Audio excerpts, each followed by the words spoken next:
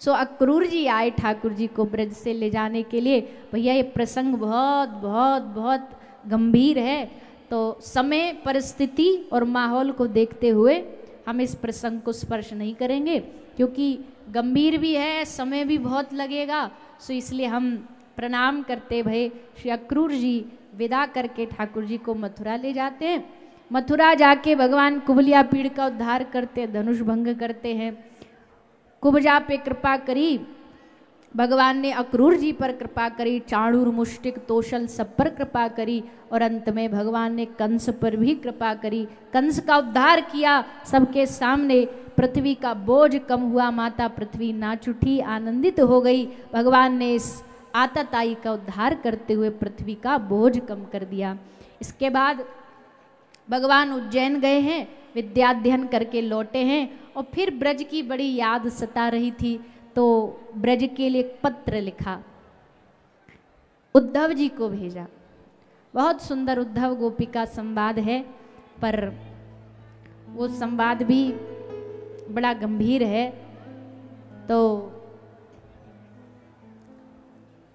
उद्धव जी भगवान को कहते हैं, देखो 2 मिनट शांति से बैठोगे तो हम सुनाएंगे, नहीं तो हम कूदने में, स्किप मारने में बड़े एक्सपर्ट हैं। भैया जहाँ प्रेम की हम बात कर रहे थे ना अभी, वो प्रेम कैसे जागता है, उस प्रेम को शंकराचार्य भगवान ने भी कहा विरह। कल हमने थोड़ा सा वृंदावन की चर्चा करी, वृंदावन की इतनी महिमा बताई, पर हमारे वृंदावन ने ना एक चीज बहुत सही है जो दुनिया में किसी ने नहीं सही। इस वृंदावन ने ठाकुर जी का वियोग बहुत सहा है। केवल 11 वर्ष ठाकुर जी रहे, उसके बाद 100 वर्ष तो वियोग ही सहा है।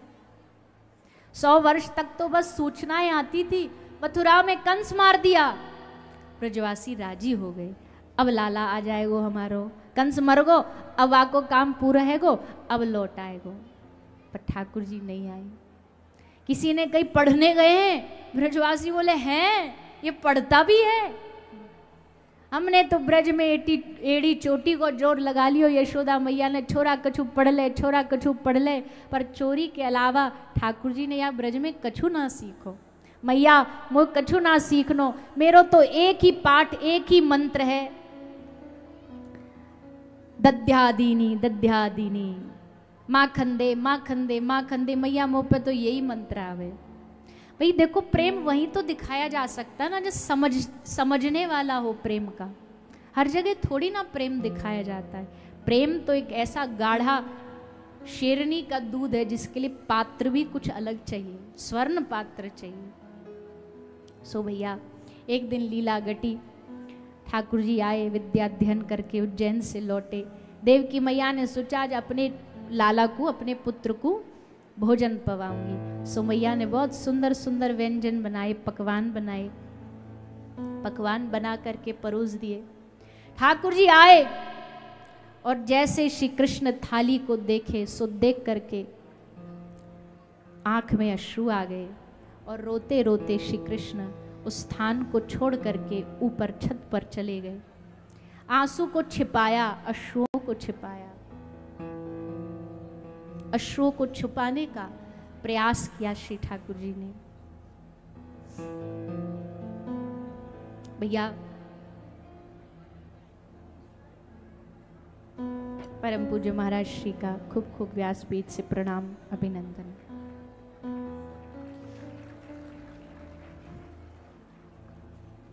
तो सुनिए सब ध्यान से। जो प्रतिष्ठित व्यक्ति होता है ना, उसके साथ एक सबसे बड़ी मजबूरी क्या होती है, वो किसी के सामने रो भी नहीं सकता, वो अपना दुख व्यक्त भी नहीं कर सकता। पद प्रतिष्ठा आसानी से नहीं आती, वैभवता आती है तो बहुत कुछ छीन करके जाती है। वैभवता आती है तो निजता छीन लेती है। आंसू को छुपाया, कहीं माता को दिख ना जाए, भागे भागे छत पर चले गए। देवकी माता ने उद्धव को कहा, उद्धव तेरा पक्का यार है। कभी कभी सम्मान की दृष्टि से व्यक्ति बता नहीं पाता है गुरुजन को या माता पिता को, तू तो मित्र है, तू पूछना कन्हैया क्यों दास रहता, कृष्ण क्यों दास रहता है। उद्धव गए, छत पर जाके देखा कृष्ण रो रहे हैं। कृष्ण को रोता देख उद्धव ने कहा, अरे प्रभु आपकी आंख में आंसू, आप रो रहे हैं क्या? जगत पिता परमात्मा रोता हुआ अच्छा लगता है? ये कैसा मोह है आपका? क्या सिखाएंगे आप लोगों को? ठाकुर जी ने धीमे स्वर से उद्धव को कहा, उद्धव परमात्मा नहीं रो सकता, पर एक बेटा अपनी माँ के लिए तो रो सकता है, एक प्रियतम अपनी गोपियों के लिए तो रो सकता, सखाओं के लिए तो रो सकता है, पर आपके रोने का कारण क्या है? तब आंख में अश्रु भरते हुए श्री ठाकुर जी ने कहा, ऊधो मोहे ब्रज बिसरत नाही, मैं ब्रज को भुला नहीं पा रहा हूं उद्धव। लाख कोशिश करी मैंने कि मन मथुरा में लग जाए, जिम्मेदारियों में अपने आप को उलझाया, कर्तव्यों में उलझाया, पर उद्धव रात्रि को जब सोता हूं तो आंखों के सामने यशोदा की रोती आंखें दिखाई देती हैं, गैयाओं के बछड़ों के रोते चेहरे दिखाई देते हैं। जब इस ब्रज में आ रहा था ब्रज छोड़ के, तो मानो गैया के बछड़े पूछ रहे थे उद्धव अक्रूर को कि ए अक्रूर, तेरा नाम अक्रूर किसने रख दिया? तू क्रूर है, तू हमारे कन्हैया को हमसे छीनने आया है। उन गैया के बछड़ों की वो आंखें मुझे रात भर सोने नहीं देती, ब्रजवासियों से किया गया वो वादा मुझे सोने नहीं देता। ब्रजवासियों ने कहा कब आएगा कान्हा? तो मैंने हंस करके बोल दिया परसों लौट आऊंगा। उद्धव मैं जानता हूं आज अगर ब्रज जिंदा है तो मेरे उस एक वचन के भरोसे जिंदा है कि कन्हैया कह के गया है उद्धव कृष्ण आएगा, परसों आएगा। परसों से बरसों भी बीत जाएंगे ना तो भी वो प्रतीक्षा नहीं छोड़ेंगे। ये ब्रज का प्रेम है। उद्धव ने कहा अच्छा प्रभु, तो फिर क्या चाहते हो आप? भगवान ने कहा मैं जा नहीं सकता, पर तू मेरा संदेशा ले जा सकता है। हाँ जाऊंगा, दे दो पत्र, लेके जाऊंगा संदेश, पर ध्यान रखना प्रभु मुझे उस गांव के लोगों को समझाने में बड़ी मुश्किल होगी। क्या जाने वो वेदों की बातें, क्या जाने शास्त्रों की बातें, समझ नहीं पाएंगी वो गोपियां। फिर भी आप कह रहे हो चला जाऊंगा, जाके तुरंत लौट आऊंगा। ठाकुर जी मन ही मन कह रहे हैं तू जा तो। अरे बावरे उद्धव, वेद पढ़ना आसान है, पर किसी की वेदना पढ़ लेना ये तुझे ब्रज में जाके सीखना पड़ेगा। ठाकुर जी ने भेजा उद्धव को ब्रज। उद्धव जी आए संदेशा लेकर के, और भैया क्या कहें, जैसे ब्रज में घुसे उद्धव, उनके प्रवेश करते उन्होंने देखा क्या ये है वृंदावन, सूखा वृंदावन, शुष्क वृंदावन, पत्ते सूखे हुए, जमुना जल सारा सूखा हुआ। हमने तो सुना था वृंदावन में हरियाली है, चहु और आनंद है, ये कैसा वृंदावन है? कृष्ण के विरह ने वृंदावन को जड़ बना दिया। लेकिन तभी एक ग्वाला भागा, अरे लाला देखो देखो देखो कन्हैया को रथ आगो, हमारो लाला आगो, हमारो कन्हैया लौट आयो, देखो सामने ते रथ आ रहो। सब भागे और जैसे सुनाई दिया कन्हैया लौट आया, कृष्ण आया है, ये सुन करके पूरा वृंदावन एक क्षण में बदल गया। सारे वृक्ष हरे हो गए, यमुना जी में कल कल छल छल जल बहने लगा, मोर नाचने लगे, गैया रंभाने लगी, पूरा वृंदावन बदल गया एक क्षण में। उद्धव की आंखें खुली की खुली रह गई। उद्धव समझ गए ये वृंदावन चैतन्य है, ये रूप बदलता है। कृष्ण का मिलन सुन के ये हरा हो गया, कृष्ण का विरह सुन के ये फिर से सूख जाएगा। उद्धव जी महाराज रथ से उतरे, सब उद्धव को टेढ़ी टेढ़ी दृष्टि से देख रहे हैं कि अकेला क्यों आया है, क्या हमारे इस जले पर नमक छिड़कने आया है। उद्धव ने पूछा इस ब्रज में नंद यशोदा का घर कौन सा है? एक गोपी बोली, लगता नया आया है ब्रज में, यशोदा का पता पूछ रहा है। यशोदा के घर का एक ही पता है, जहाँ से ये जल बहता आ रहा है ना, ये जल का जहाँ प्रादुर्भाव हुआ है वो हमारी यशोदा मैया का घर है। और उद्धव ये मत समझना ये पानी कोई नाली का जल नहीं है, ये पानी कोई कपड़ों बर्तन को धोया हुआ जल नहीं है, ये जल है यशोदा की प्रतीक्षा के अश्रु, जो वो दिन रात कृष्ण के लिए बहाती है। एक पत्ता भी हिलता है तो ब्रजवासियों को लगता है कृष्ण लौट आए। रात भर तकिया को लेके मैया लोरी सुनाती है। उद्धव जब आए प्रणाम किया तो मैया ऐसे तकिया को लोरी सुनाई, बेटा सो जा, लाला सो जा, कनुआ सो जा, मेरे लाला तू सो जा। उद्धव ने प्रणाम माता। यशोदा मैया बोली, चुप, मेरो लाला सो रहे हो, पूरी रात नहीं सोयो, जैसे तैसे सुलायो है वाको, जगाओ मत। उद्धव बोला, कौन सा लाला, कहाँ का लाला, तेरा कन्हैया तो मैया मथुरा में है। जैसे याद आया मैया को, एकदम आंख से अश्रु बहने लगे। थोड़ी देर में फिर भूल गई कन्हैया गया, फिर लगा कि कन्हैया आ गया। ये भूलना याद करना, भूलना याद करना, इसकी वजह से ही ब्रज जिंदा था। नंद बाबा से पूछा उद्धव ने, बाबा आप ब्रजवासी क्या काम करते हो, क्या काम है आपका? तो बाबा ने कहा, स्मरताम कृष्ण वीर्यानि। उद्धव, हमारा एक ही काम है, हम बैठे बैठे बस कृष्ण को याद करते हैं, यही हमारा धंधा, यही हमारा पेशा है, यही हमारा काम है। और इन ब्रजवासियों के पास कोई काम नहीं, बस कृष्ण की याद, कृष्ण की बातें, इसी में दिन गुजर जाता है। अच्छा बाबा, मैं गोपियों से मिल के आता हूँ। उद्धव गए गोपियों के पास, और महाराज क्या कहें, पागलों का झुंड बैठा है, समूह बैठा है। उद्धव को देखा, एक सखी बोली, अरे अरे देख देख देख, कृष्ण का दूत आया है। एक ने व्यंग करते हुए कहा, अच्छा तो अब इतने बड़े हो गए, अब दूत भेजने लगे हैं। एक सखी बोली, कम से कम दूत तो भेजा, कम से कम अभी याद तो है उनको, हम भूले तो नहीं है हम ब्रजवासियों को, इतना तो तसल्ली है कि उनकी नजर में तो हम हैं। अपने आप से ही बातें कर रही हैं। तभी उद्धव जी आए। उद्धव ने निकाली पत्र निकाला, गोपियों को कहा, लो गोपियों, कृष्ण ने तुम्हारे लिए संदेशा भेजा है।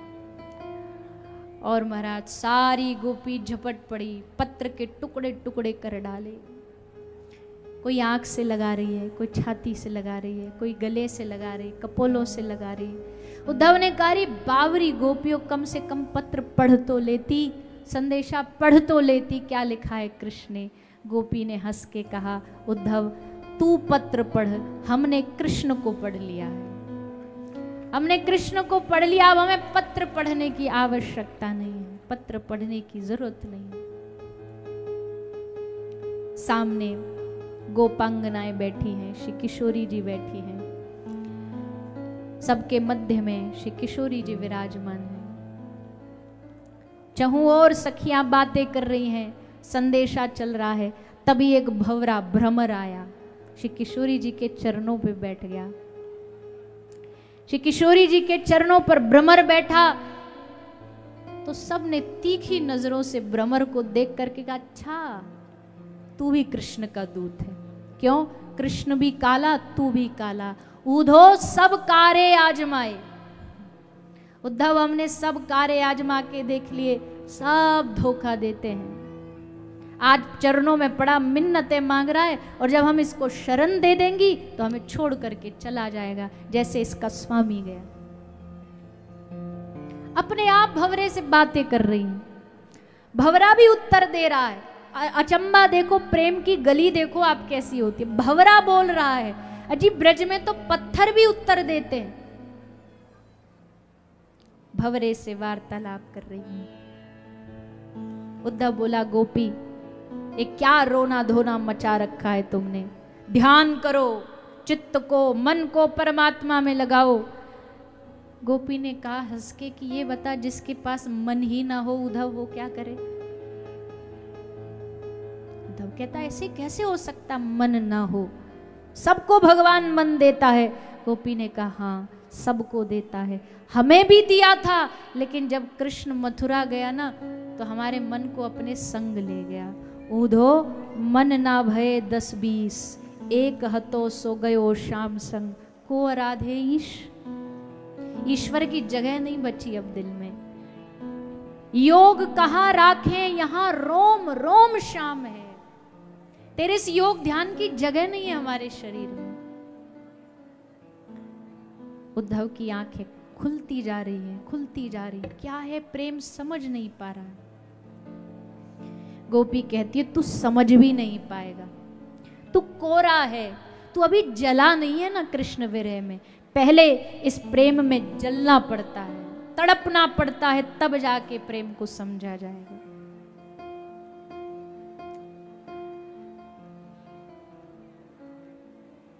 उधो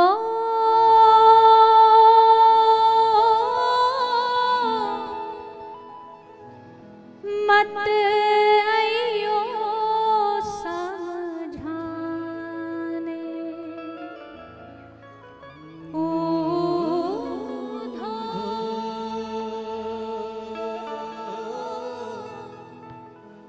मत आइयो समझाने, जाके कांटो लगे सोई जाने, जाके कांटो लगे सोई जाके कांटो लगे सोई जाने, जाके कांटो लगे नेह लगा के भूल गए क्यों राधा को सांवरिया, नेह लगा के भूल गए क्यों राधा सांवरिया। कृष्णा कृष्णा रटते रटते वो तो हुई बावरिया। कृष्णा कृष्णा रटते रटते वो तो भई बावरिया। बरसाने की राधा देखो,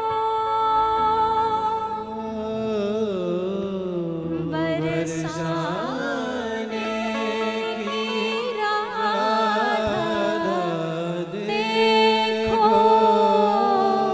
आंसू लगे बरसाने जाके, कांटो लगे सोई जाके, कांटो लगे ऊधो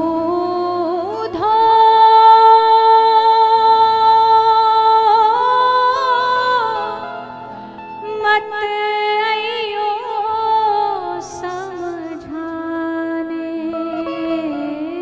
जाके कांटो लगे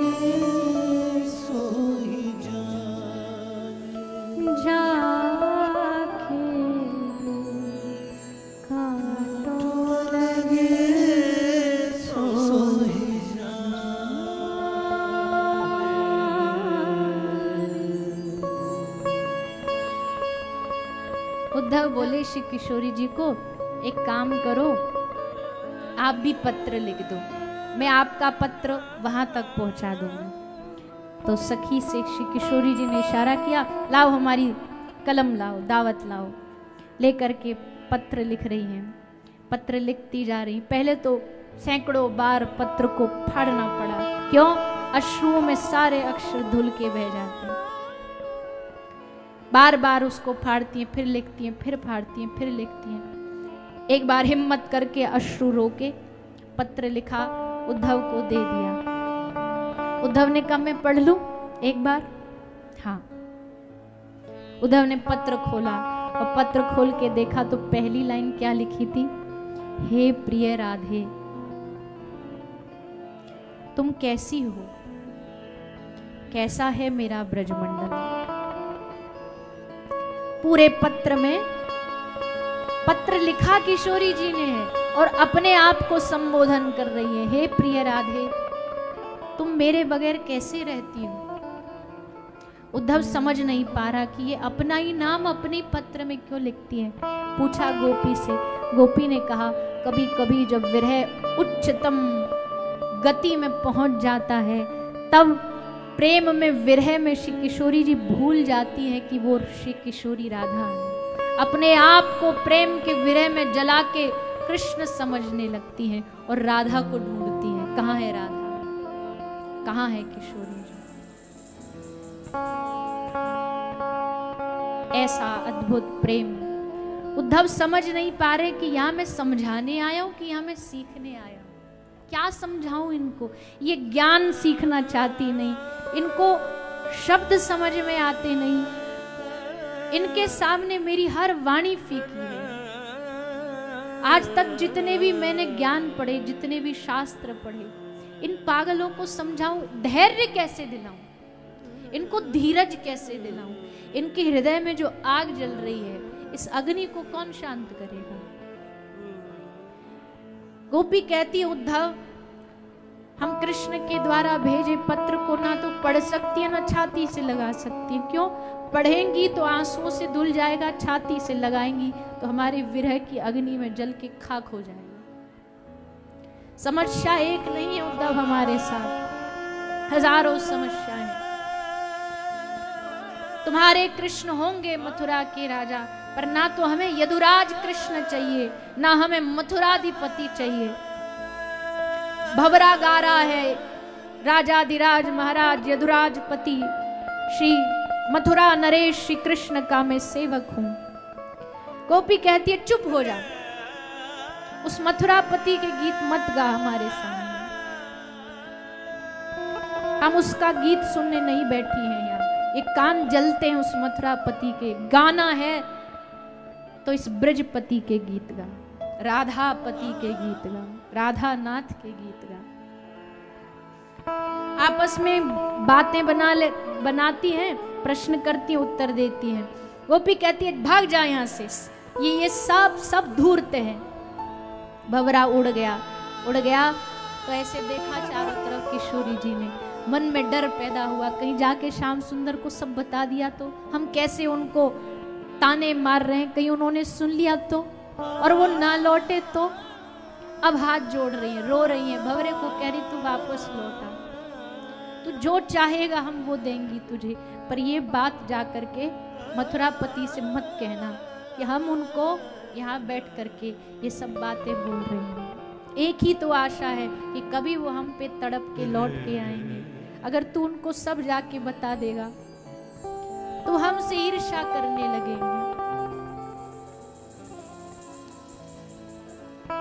उद्धव ने कहा, चलो, मथुरा से कितना दूर है वृंदावन, एक रथ लाऊंगा, तुम सबको गोपियों को बिठा करके मथुरा ले जाऊंगा। गोपियों ने कहा, ना उद्धव, हमारा प्रेम इतना कमजोर नहीं। अगर वो हमसे दूर गया है, इसका मतलब है उसको हमसे दूर जाने में सुख है, और उसके सुख में अगर हम बाधा बन जाएं तो हमारे जीने पर धिक्कार है, हमारे प्रेम पर धिक्कार है। मेरे रोने से तुमको जो आए हंसी, तो मैं रो रो के तुमको हंसाया करूं। हम एक जन्म नहीं, हर जन्म रोएंगी पर श्याम सुंदर के सुख में बाधा नहीं बनेंगे। और वैसे भी ये तो छोड़ के चला गया हमें, उसके बाद इस ब्रज की माटी ने हमें संभाला है। आज इस ब्रज की माटी को पीठ दिखा दे, जिस दिन उसकी इच्छा करेगी वो आएगा यहाँ, हम नहीं जाएंगे। उद्धव ने कहा ना आया तो क्या करोगी? गोपी कहती है तो कृष्ण कृष्ण कृष्ण कृष्ण कहते कहते प्राण त्याग देंगी। सुना है अंतमति सो गति, अगला फिर जन्म लेंगी और आगे हजारों जन्मों तक ऐसे ही रो रो के उसको पुकारेंगी, पर पीछा नहीं छोड़ेंगी। कह देना अपने उस मथुरापति से कि ब्रज के लोग पीछा नहीं छोड़ने वाले हैं उसका। ये विरह भी उसका दिया गया इनाम है, ये ताप भी उसके द्वारा दिया गया पुरस्कार है। हमें स्वीकार है उसके द्वारा दिया गया ये इनाम, ये पुरस्कार।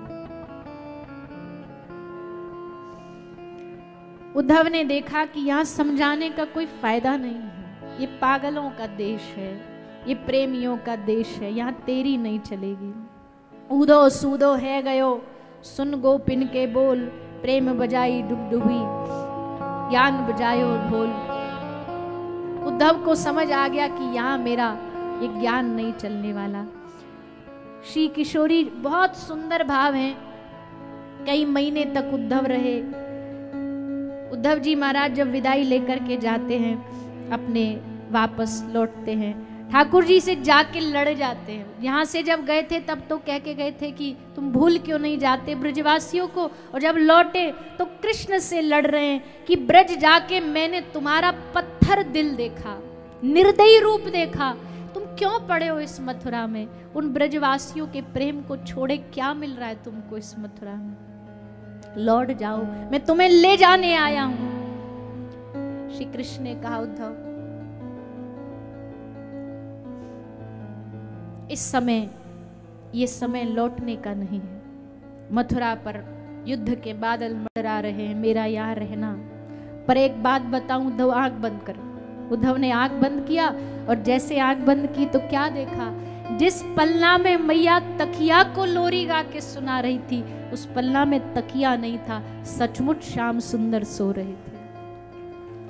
उद्धव मैंने नंद बाबा की कसम खाई है कि बाबा मैं तुम सब ब्रजवासियों की सौगंध खाता हूं, मैं ब्रज छोड़ के कभी नहीं जाऊंगा। कैसे सौगंध तोड़ दूंगा उद्धव में? मेरा ये रूप यहाँ है, पर मैंने कभी ब्रज छोड़ा नहीं। मैं आज भी ब्रज के कण कण में लीला कर रहा हूं, आज भी मैं गोपियों के साथ महारास कर रहा हूं। इसलिए उद्धव तू नहीं समझेगा ये क्या है, ये तेरी समझ। उद्धव कहते मैं समझना चाहता हूं, और इसीलिए मैं उद्धव आज के बाद सारी जीवन भर ब्रज में रहूंगा। और तब श्री गिरिराज गोवर्धन में कुसुम सरोवर पर लता बन करके उद्धव जी आज भी ब्रज में हैं, वृक्ष लता बन के उद्धव आज भी ब्रज में लीला देख रहे हैं। बहुत सुंदर। और इसमें अभी किशोरी जी का भाव तो क्या कहें, जिस दिन किशोरी जी का भाव सुन लेंगे हृदय फट जाएगा। 5-5, 10-10 दिन तक मूर्छा में पड़े रहना श्री कृष्ण के स्मरण में, ऐसा ब्रज ने विरह देखा। लेकिन श्री ठाकुर जी ने उद्धव को बता दिया इस ब्रज में भेज करके कि प्रेम सबसे ऊंचा है, सबसे ऊंची प्रेम सगाई। प्रेम के वश अर्जुन रथ हाँ क्यों भूल गए ठकुराई, प्रेम के वश गोपियन नाच नचाई। ऐसा प्रेम यहाँ उद्धव जी को भगवान ने दिलाया, दर्शन कराया। फिर भगवान की आगे द्वारिका लीला आरंभ होती है। ब्रज से मथुरा, मथुरा से अब और दूर चले गए। अब तक कम से कम गोपियों को एक अंदेशा रहता था कि हवा उड़ कर के मथुरा से वृंदावन आ जाएगी, पर अब मथुरा से यात्रा आगे बढ़ी द्वारिका। द्वारिका में जब ब्याह होता ठाकुर जी का, तो एक दूत आकर के गोपियों को कहता अब श्री कृष्ण का विवाह हुआ जामवती के साथ, अब हुआ रुक्मणी के साथ। तो गोपी एक ही प्रश्न करती थी, क्या उसमें हमारा कन्हैया खुश है? अगर वो खुश है तो हम खुश, नाचने लग जाती, आहा हमारे कन्हैया का ब्याह हो गया, चलो अब कोई तो है उसका देखभाल करने के लिए। संसार के प्रेम में कहाँ ये होता है, वहाँ ईर्ष्या होती है। तुम्हारा प्रियतम किसी और से ब्याह कर ले, तुम्हारे हृदय में जीवन भर उसके लिए ईर्ष्या रहेगी, धोखा दे दिया। पर गोपी कहती है हम तो धन्य हो गई ये सुन के, कन्हैया को रुक्मणी मिल गई, चलो अब कम से कम उसका ध्यान रखने वाला कोई है। एक प्रसंग आता है, अभी हम वो बोलेंगे नहीं, पर एक ब्रज से बिछड़ने के बाद एक बार मिलन हुआ है श्री कृष्ण का गोपियों से, कुरुक्षेत्र में राधा रानी गई और वहां जब उन्होंने 16,000 रानियों को जो प्यार दिया ना, आहा, रुक्मणी को गले से लगा लिया। सारी रानियों के भीतर जो थोड़ी बहुत शंका थी वो सब धुल गई। ऐसा होता है प्रेम में। अच्छा, ऐसा अद्भुत अद्भुत प्रेम है भैया ब्रज का, जितना गाया जाए जितना कहा जाए उतना कम है। श्री सुखदेव जी महाराज वर्णन करते हैं, अब भगवान द्वारिका आते हैं। जरासंध का आक्रमण हुआ, 18 बार आक्रमण हुआ, काल्यवन का उद्धार किया और फिर बड़े भ्राता दाऊ दादा का विवाह हुआ रेवती जी के साथ। भगवान का विवाह हुआ विदर्भ की राजकुमारी रुक्मणी जी के साथ। आज भगवान श्री कृष्ण और माता रुक्मणी के उस विवाह के हम साक्षी बनेंगे और उसके बाद कल भगवान की 16,100 जो रानियां हैं उनका वर्णन सुनेंगे। साथ ही साथ भगवान के परम सखा परम मित्र सुदामा जी की कथा सुनेंगे और भागवत सार भी कल कथा के माध्यम से सुनाया जाएगा। तो आज भगवान श्री कृष्ण और माता रुक्मणी के विवाह की ओर हम सब प्रवेश करते हुए आइए। श्री सुखदेव जी रुक्मणी माता के विवाह